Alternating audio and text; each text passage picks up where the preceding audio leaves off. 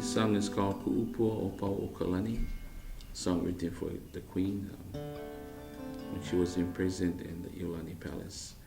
And the Overthrow, a song that was written for her and for her summer home in Pau o Kalani.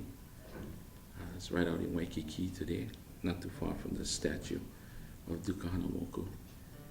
She used to have a summer home there in Pau o Kalani, a place called Hulu Mailama, where she grew a lot of the flowers, and she loved her flowers. And so this song is for the Queen.